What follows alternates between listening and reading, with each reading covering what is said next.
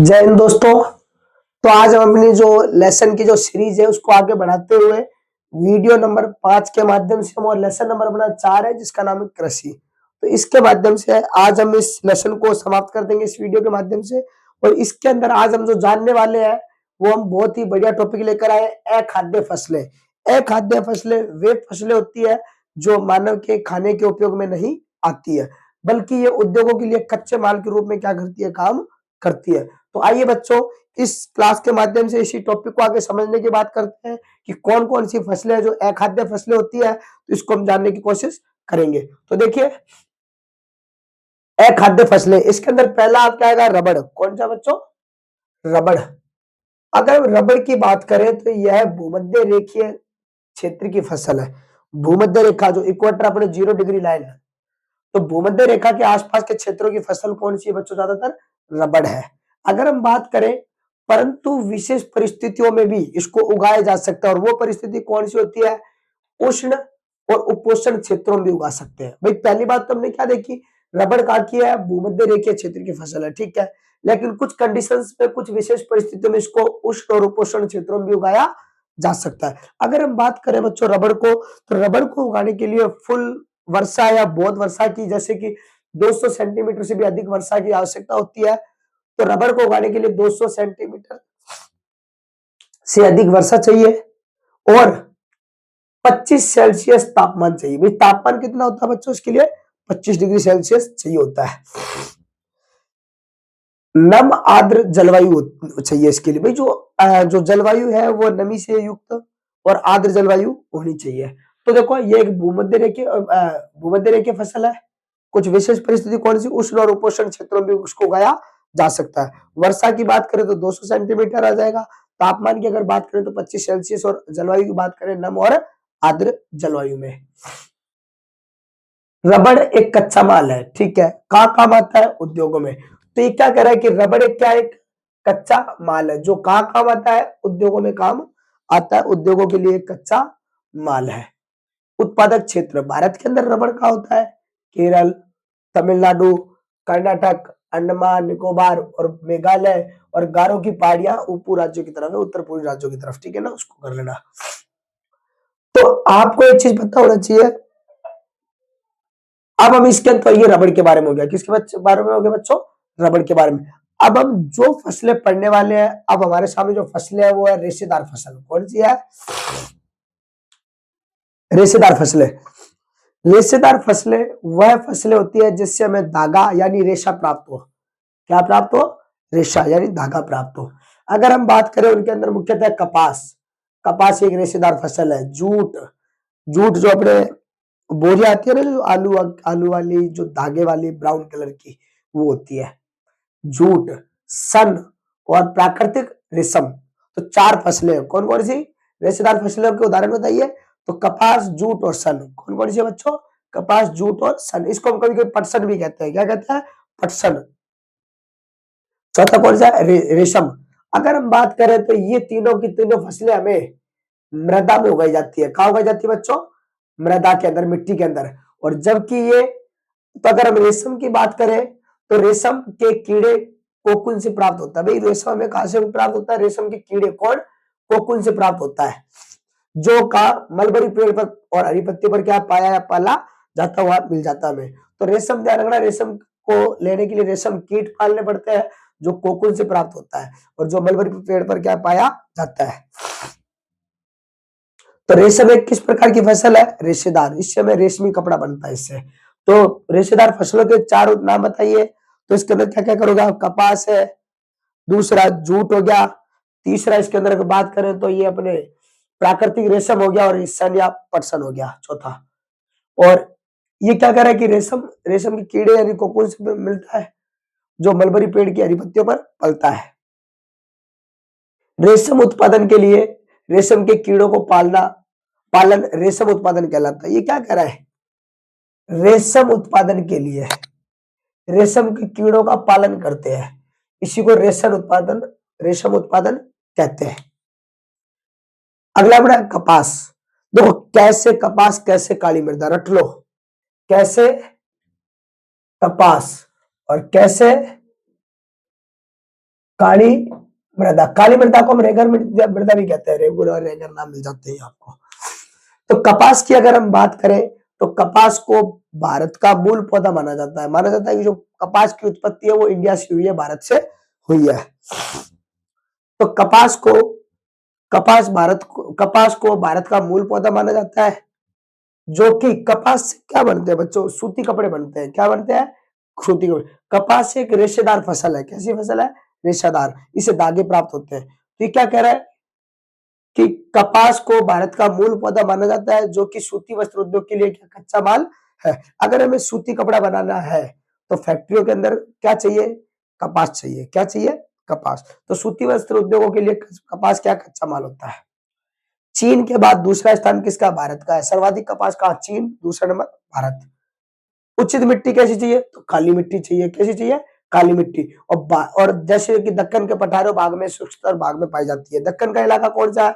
महाराष्ट्र, और ये जो गुजरात का पश्चिमी हिस्सा हो गया, और ये महाराष्ट्र के दक्षिणी हिस्सा हो गया, ये सारे दक्कन का क्षेत्र है।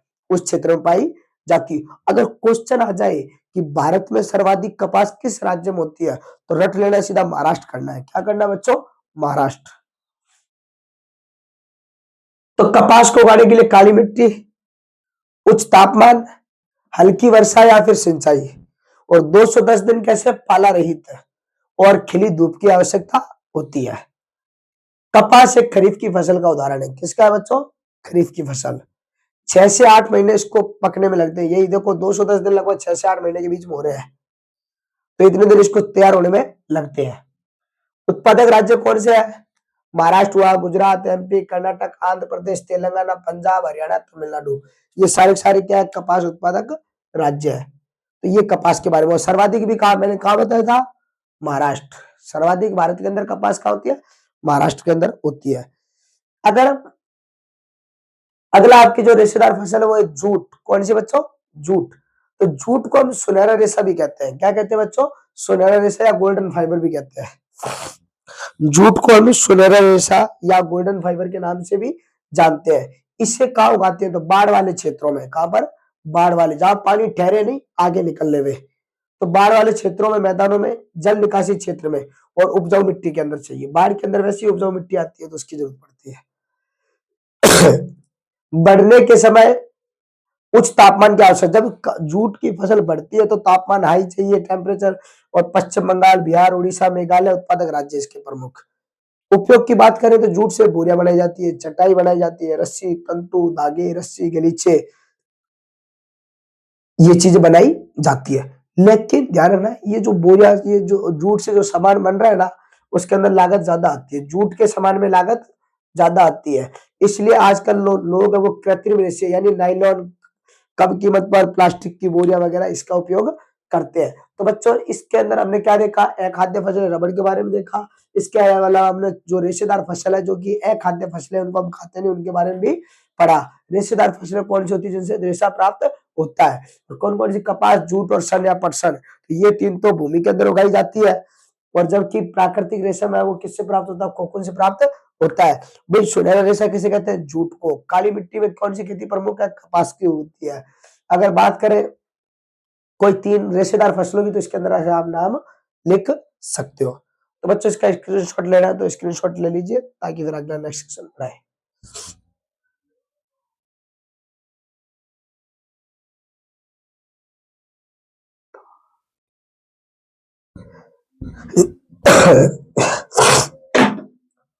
मिटा देता हूँ इसको।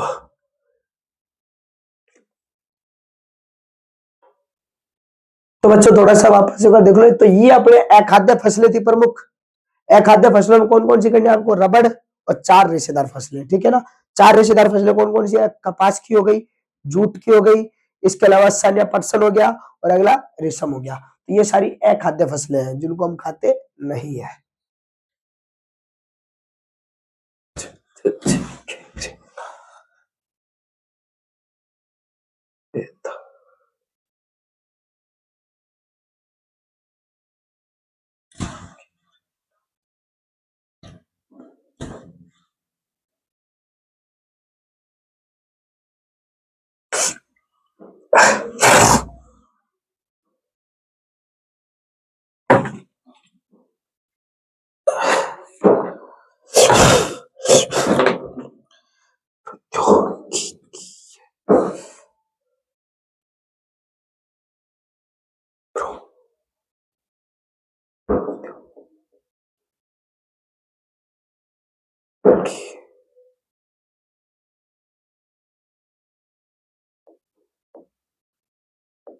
तो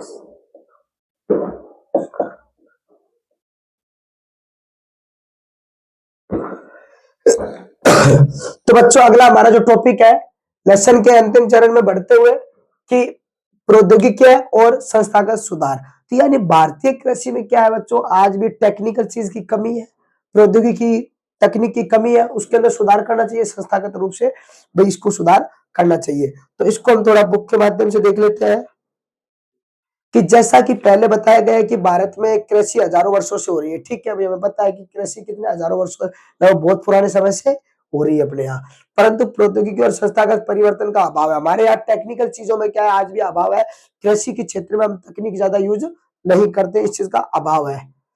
और भूमि संसाधन के प्रयोग से कृषि का विकास अवरुद्ध, हम लगातार भूमि का उपयोग कर रहे हैं जिससे कृषि गतिविधियां भी अवरुद्ध हो रही है और इसकी जो गति है वो मंद हो रही है। सिंचाई के साधनों का विकास होने के उपरांत भी देश के ये कह सिंचाई के साधन हमने पनप लिए, जैसे ट्यूबवेल, नहर, नदी वगैरह, ये सारी चीजें हैं, फिर भी देश के अंदर बहुत बड़े भाग में अभी भी जो खेती बाड़ी है वो मानसून के ऊपर क्या डिपेंड है।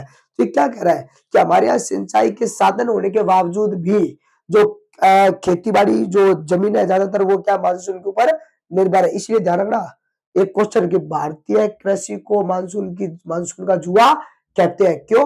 क्योंकि अगर मानसून आएगा तो खेती हो जाएगी, नहीं तो खेती नहीं हो पाएगी, इसलिए।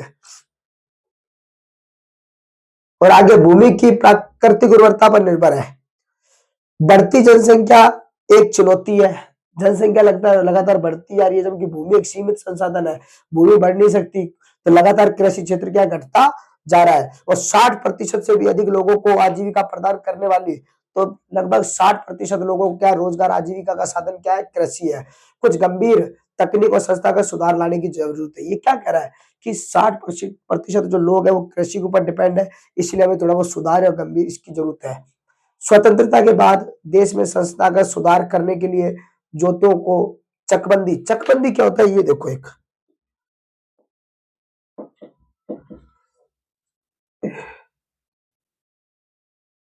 टावर वीडियो ध्यान से देखा करो ताकि हर चीज समझ आए। तो ये क्या कर रहा है कि स्वतंत्रता के बाद हमने क्या किया, थोड़ा भूमि सुधार किया। क्या किया? भूमि सुधार, जिसके अंदर पहला सुधार था चकबंदी। चकबंदी क्या होता है सुनो, कई गांवों में क्या होता है, जो भूमि है वो बंटवारे के कारण, भाई पीढ़ी दर बंटवारा होता है, उसके कारण खेत छोटे हो जाते हैं। कैसे हो जाते हैं? छोटे हो जाते हैं। और कई बार क्या होता है, किसी के एक आदमी का खेत यहाँ है, किसी का यहाँ है, किसी का यहाँ है, किसी का यहाँ, तो एक आदमी के अगर खेत 4 जगह है अलग अलग कोने में, सपोज करो ये गांव है, एक आदमी का खेत है, एक खेत यहाँ है, एक यहाँ है, एक यहाँ है, तो चकबंदी के तहत क्या किया जाता है कि जितने खेत होते हैं इसके, उसको एक जगह उतनी जमीन दे दी जाती है, बाकी जो खेत है वो दूसरे लोगों को दे दी जाती है जिसकी जमीन होती है। तो इसके अंदर चकबंदी के अंदर क्या होता है, छोटे खेतों का आकार वापस से क्या किया जाता है, बड़ा किया जाता है ताकि कृषि उत्पादन में वृद्धि हो। तो ये होती है चकबंदी। तो ये कह रहा है कि स्वतंत्रता के बाद, आजाद होने के बाद भूमि सुधार के अंदर हमने पहले चकबंदी किया। क्या किया? चकबंदी। सहकारिता तथा जमींदारी व्यवस्था को समाप्त करने को प्राथमिकता। पहले जमींदार होते थे, उनके यहाँ कई मजदूर काम करते थे, बेगार करनी पड़ती थी, बेगार का मतलब मुफ्त में कार्य करवाना, तो इस चीज को बंद किया। पहली पंचवर्षीय योजना हमारी कृषि पर आधारित थी। जो अब हमारा देश आजाद होता है उसके बाद 1951 के अंदर पहली पंचवर्षीय योजना लागू होती है, और जो कृषि के ऊपर लागू थी, और जिसका मुख्य उद्देश्य था कि भूमि पर पुश्तैनी नहीं, पुराने जो परंपरागत अधिकार के कारण यह टुकड़ों में बंटती जा रही है, तो चकबंदी करना अनिवार्य था। तो ध्यान रखना बच्चों, पहली पंचवर्षीय योजना के अंदर हमने चकबंदी को अपनाया था, जो छोटे छोटे खेत थे उसको वापस से क्या बड़ा किया गया। भूमि सुधार से संबंधित कानून तो बने, परंतु इनके लागू करने में क्या हुई, ढील हुई। हमने सरकार ने, गवर्नमेंट ने कानून तो बना दिए, लेकिन उनको सही ढंग से क्या नहीं किया, लागू नहीं किया। 1960 और 70 के दशकों में भारत सरकार ने कई प्रकार की कृषि संबंधित क्या किया, भाई शुरुआत सुधार के काम किए, जैसे पैकेज टेक्नोलॉजी पर आधारित हरित क्रांति। तो हरित क्रांति देखो बच्चों, हरित क्रांति कब लागू होती है, 1966 से लेकर 1967 के बीच में हरित क्रांति लागू होती है, जिसका उद्देश्य क्या था, उत्पादन को बढ़ाना। क्या था? उत्पादन को बढ़ाना। लेकिन यह क्रांति पूरे भारत में इसका ज्यादा असर नहीं रहता है। सर्वाधिक भारत जो इसका असर है हरित क्रांति का, उत्तर भारत के अंदर पंजाब, हरियाणा, दिल्ली वगैरह, उत्तर प्रदेश वगैरह इस तरफ दिखा, और जिसके अंदर उच्च क्वालिटी के बीज, रासायनिक खाद और सिंचाई वगैरह के साधन वगैरह अपनाए गए थे ताकि प्रोडक्शन ज्यादा हो। तो इस चीज को किया गया था, इसके अंदर ध्यान रखना। और श्वेत क्रांति का संबंध है दुग्ध उत्पादन से, इसको हम ऑपरेशन फ्लड भी कहते हैं। क्या कहते हैं बच्चों? Operation flood. वेरी इंपॉर्टेंट कि श्वेत क्रांति को ऑपरेशन फ्लड भी कहते हैं, ऑपरेशन फ्लड भी कहते हैं। जैसी कृषि कृषि सुधार के लिए कुछ रणनीतियां आरंभ की गई थी, परंतु इसके कारण विकास कुछ क्षेत्रों तक ही सीमित हो पाया, पूरे देश में डेवलपमेंट नहीं हो पाया था। इसलिए 1980 और 90 के दशकों में व्यापक भूमि कार्यक्रम शुरू किया गया। वापस से 1980 और 90 के टाइम पीरियड में व्यापक भूमि विकास कार्यक्रम क्या किया गया? शुरू किया गया सुधार के लिए, जो संस्थागत तकनीक सुधारों पर आधारित था। और इस दिशा में उठाए गए कुछ महत्वपूर्ण कदमों में जैसे सूखा, बाढ़, चक्रवात, आग, बीमारी के लिए फसल के बीमा के प्रावधान भी, और किसानों को कम दर पर ऋण उपलब्ध करवाने के लिए गांवों के अंदर क्या है, सहकारी सुविधाएं प्रदान करने के लिए ग्रामीण बैंक और सहकारी समितियां क्या है, स्थापित की जाती है। बैंकों की स्थापना की गई थी ताकि किसानों को क्या आसानी से ऋण मिल जाए। किसानों को ऋण क्यों चाहिए भाई? तो वो हमने अर्थशास्त्र के लेसन नंबर 3 में पढ़ा था कि गांवों के अंदर फसल के बीज लेने के लिए, उपकरण लेने के लिए, खाद वगैरह लेने के लिए जरूरत पड़ती है। किसानों के लाभ के लिए भारत सरकार ने किसान क्रेडिट कार्ड केसीसी केसीसी किसान क्रेडिट कार्ड, तो भारत सरकार ने क्या किया, किसानों को ऋण देने के लिए उनको बीज वगैरह उपलब्ध हो जाए जिस चीज से, तो किसान क्रेडिट कार्ड, व्यक्तिगत दुर्घटना बीमा बीमा योजना भी क्या है बच्चों, सरकार ने चलाई है, जिसको हम क्या कहते हैं, पी PAIS शुरू की। इसके अलावा आकाशवाणी, दूरदर्शन जो किसानों को मौसम के बारे में जानकारी देता है, और बुलेटिन और कृषि कार्यक्रम प्रसारित किए जाते हैं। किसानों को बिचौलियों और अदालतों को शोषण से बचाने के लिए न्यूनतम सहायता मूल्य और महत्वपूर्ण फसलों के लाभदायक खरीद मूल्यों को सरकार ने घोषणा की है। अब तो बच्चों इसके अंदर यही था कि संस्थागत सुधार के लिए सरकार ने क्या क्या किए, क्या क्या काम नहीं किए। अब इसी लेसन को आगे बढ़ाते हुए अंतिम जो टॉपिक है वो अपने थोड़ा सा बॉक्स के अंदर है, उस चीज को आप देख लीजिए, जिसका नाम है भूदान ग्रामदान।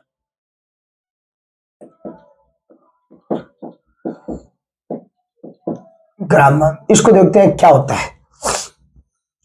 तो महात्मा गांधी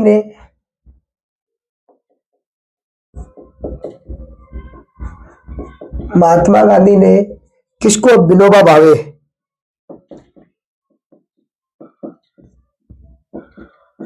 विनोबा भावे ये कौन थे, जिन्होंने जिन्होंने महात्मा गांधी के द्वारा किए गए सत्याग्रह आंदोलन,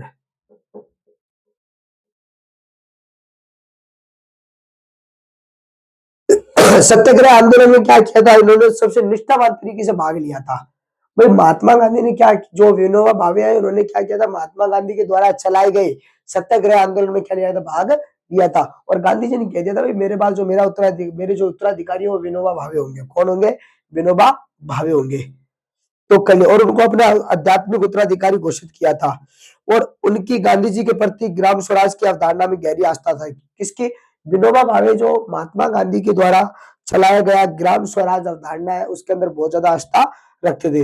और गांधी जी की शहादत के बाद यानी उनके निधन के बाद गांधी जी के जो संदेश है वो लोगों तक क्या दूर दूर तक पहुंचाने का काम किसने किया? विनोबा भावे ने किया। और लगभग इन्होंने पूरे भारत की क्या की, पद यात्रा की। किसने? विनोबा भावे ने। और एक बार की बात है, आंध्र प्रदेश का एक गांव है जिसका नाम है पोचमपल्ली। क्या नाम है? पोचमपल्ली। वहां पर ये क्या है, भाषण दे रहे थे। कौन? विनोबा भावे। तो वहां पे भाषण दे रहे थे, लोगों को बोल रहे थे, तो कुछ भूमिहीन गरीब किसान उनसे आर्थिक भरण पोषण के लिए, तो वही भाषण दे रहे थे, बीच में कुछ किसान खड़े हो गए, उन्होंने अपना भरण पोषण आर्थिक विकास के लिए क्या कुछ भूमि मांग ली उनसे कि हमें आप भूमि दे दो। तो विनोबा भावे ने उनसे तुरंत तो कोई वादा नहीं किया, तो विनोबा भावे ने उनसे कोई वादा नहीं किया, लेकिन उनको ये आश्वासन दिया कि यदि वे सहकारी कृषि करें, मिलजुल कर कृषि करें, तो वो सरकार से कुछ ना कुछ बात करेगी तुम्हारी भूमि के लिए। तभी बीच में एक महाशय, एक बड़े आदमी जिनका नाम है रामचंद्र रेड्डी। क्या नाम है? रामचंद्र